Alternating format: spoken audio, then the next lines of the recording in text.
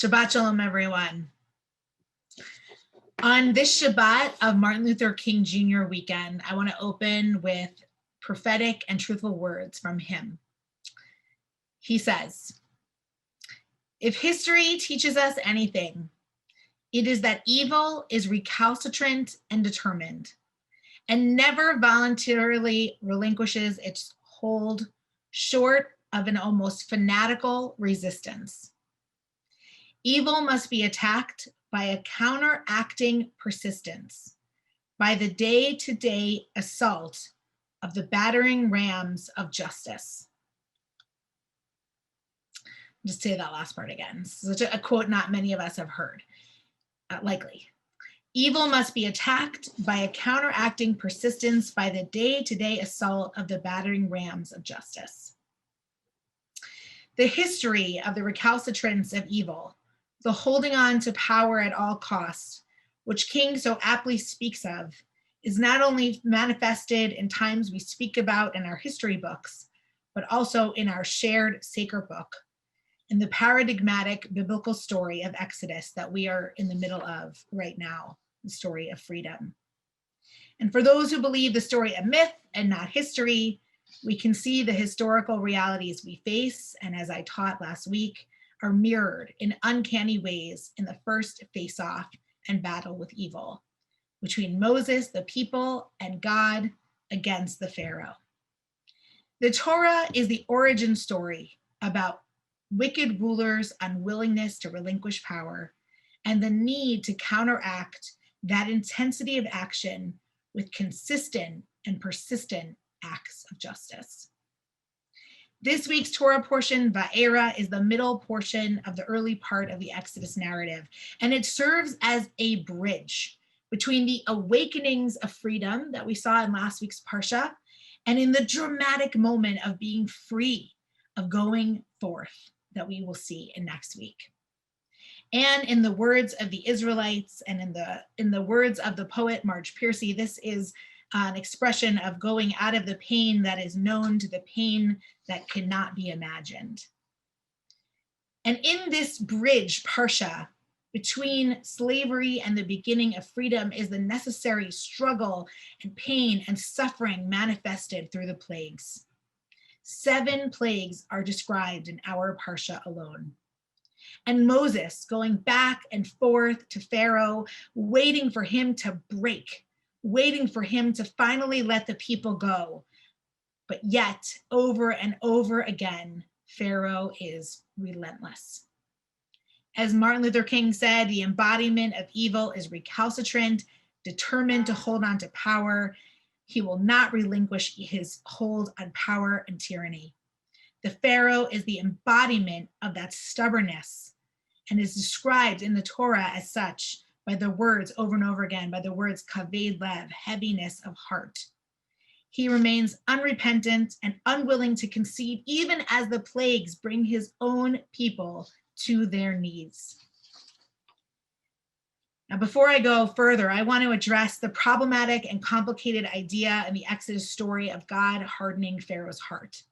For that, if that were true, then Pharaoh did not have any free will, and his unwillingness to give up power over the Israelites is actually not of his own volition. But I do not believe we can let Pharaoh so easily off the hook or fail to see how his own behavior wrote his doom. 5 times in this week's Torah portion, we see evidence that Pharaoh hardens his own heart. It has nothing to do with the divine will. It is not until Exodus 9:12 that we hear of God's extra intervention. Many commentators say that by this time, Pharaoh has, in the words of Daniel Ruttenberg, made his own heart less and less supple and soft, so much so that there is a point of no return. Pharaoh's own stubbornness led him to close his heart altogether, strengthening his will and resolve until it became no longer possible for him to turn back. And in that reading, God did not harden the heart as much seal the deal on the fate that Pharaoh had written for himself. Rabbi Avital Hochstein of the Shalom Hartman Institute points out something that I had never seen in this portion before. that there is one equally persistent character in the portion to match and challenge the evil persistence of Pharaoh, that can be a mirror to Pharaoh, but in ways that lead to freedom and possibility instead of intransience and oppression. It's not the Israelites. When the Israelites first hear from Moses about the possible deliverance, the Torah says that they could not hear him. They couldn't understand him. They couldn't pay attention to his words because they couldn't breathe, because they had no breath in them. They were constrained breath, and because of the difficult labor, they were not yet able to see the future possibilities. And it's not Moses. When Moses goes to the people and they fail to listen, he doubts himself yet again and his potential for leadership. And as we see in later parshiot, Moses has many commendable qualities, but persistence and willfulness is not one of them, as we think of the many times that Moses falls on his face when aggravated or challenged by his flock.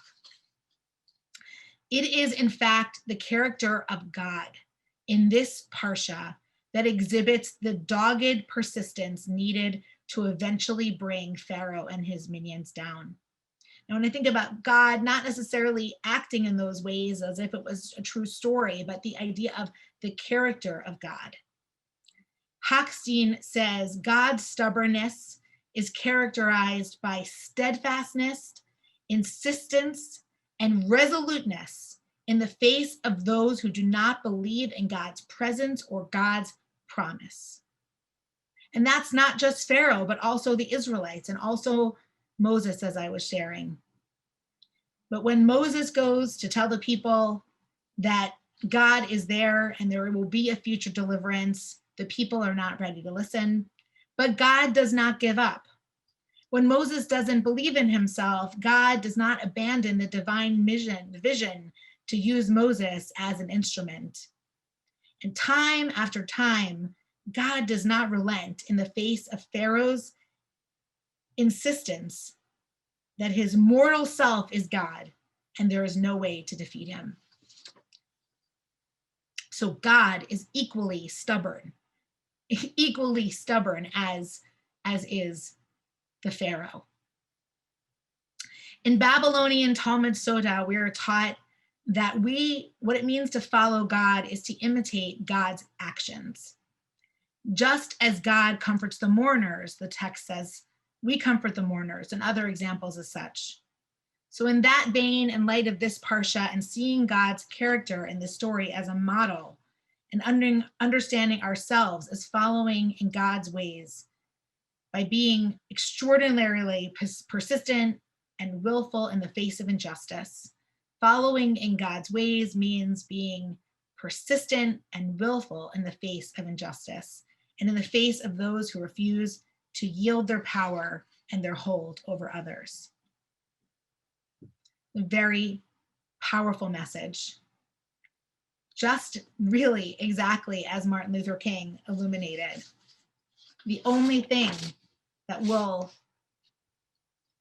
actually work against evil that is so intransigent, so recalcitrant, is a counteracting persistence, the day-to-day assault of the battery rams of justice. After 4, 5, depending how you count, extraordinarily difficult years, after the unmasking of evil lurking in America and the white supremacy that supports and encourages those beliefs that still remains not challenged, and the evil that outlives its Pharaoh, this Torah is an invitation for us to be persistent, stubborn, and unwilling to yield our vision for pluralism, racial and social justice, and for democracy. This is not just about our actions, Hochstein points out. In this text, God resists the tyranny of evil and models persistence by refusing to give up on God's vision, refusing to give up on God's vision for the future, that tomorrow can be better than today. that there is a future that is better than the one that we have in front of us. God models a faithfulness that cannot be daunted by those on the other side, and a faithfulness that cannot be daunted by those on the inside whose despair drowns out hope. If we are thus to use God's character as an example for our lives, we must also dream, or at least listen to those who dream that tomorrow can be better than today, that there is a new future of freedom waiting for us and waiting to be born. This is a universal message, but especially poignant in this liminal moment in our country when a new president will be inaugurated in just a few days, and with the historic inauguration of the first female, first Black, and first South Asian vice president. Stubbornness, resoluteness of action, but also of vision, of commitment to asserting, no matter what our inner voice, those around us say, that tomorrow can be better than today. So I conclude my remarks today. I want to conclude my remarks with a prayer for the country that I want us to co-create together. And I want us to think about the character of God in the parsha that I've spoken about. A character that is able to dream beyond the voices of cynicism around us. And I want to invite us, I'm going to start a prayer, and then I'm going to invite you to either unmute or put words in the chat, so we should put the chat back on, for prayers for America on this Shabbat before inauguration and on the anniversary of Martin Luther King Jr.'s birthday and radical legacy. So I'll begin this prayer. You can put some words in the chat that I can read, or you can unmute with what your vision, your hope for is of America, thinking of that stubbornness, that willingness and unwillingness to give up vision and possibility. God, Divine One, Spirit of the universe, God of our ancestors, Abraham, Isaac, and Jacob, Sarah, Rebecca, Rachel, and Leah, and God of our ancestors, Abraham Lincoln, Martin Luther King, Ruth Bader Ginsburg, and so many others. Bless our country on the Shabbat before a new administration. Keep President-elect Biden and Vice President-elect Harris safe and protected. Help us in your spirit to persist and be willing and willful in our pursuit of justice and a better world. May our country be blessed with strength of spirit. Anyone want to put anything in the chat or unmute or add any blessings to this moment? Resilience, can unmute too. Unity.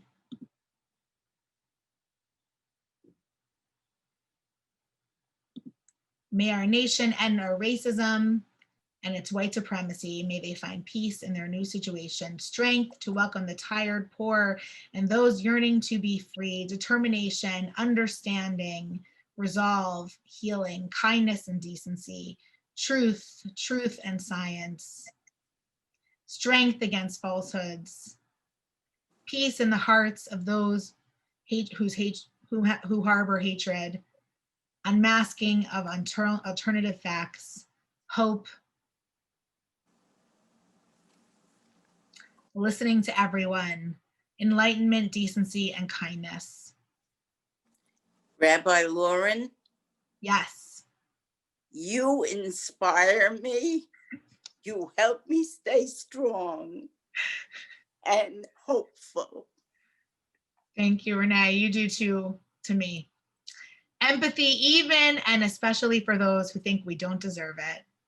Lifting up others' voices, equality for all. Compassion. I'll end there, but obvious dance parties for all.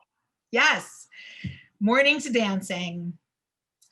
Remind us that the journey for fighting for freedom does not end until we reach the promised land. Enliven us with the spirit of persistence and remind us to keep dreaming and believing that another better world is possible. And let us say, Amen.